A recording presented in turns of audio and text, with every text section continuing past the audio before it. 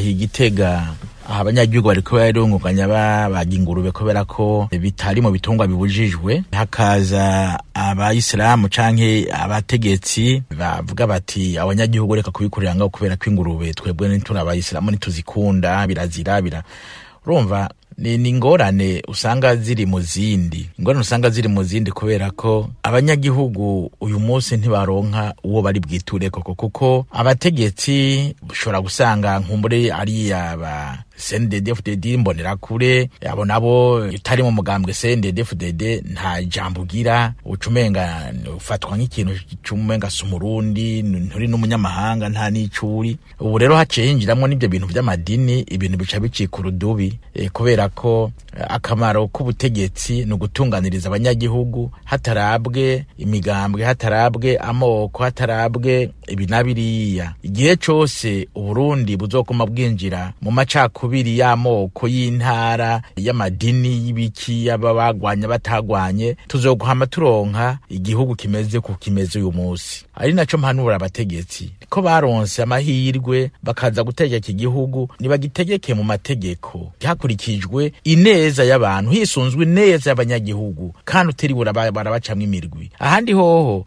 uzosanga igihugu gicikanye n'umunyoto uko nyene, kubera utunyungu duto tw'abantu bari ku butegetsi batwara, bari mu madini, bari mu biki, mugabo bakibagira igikuru icarico. Igikuru n'igihugu, igikuru sidini, igikuru s'umugambwe, igikuru suko wagwanye, igikuru ni igihugu. Iyo wagize amahirwe yo kukivuga ati kiramutswe koko kandi udatandukanije abana bariya, niryo teka ryawe. N'ahandi ho ndawo nyine uri kuyumbira kuzima atani ivyuzi.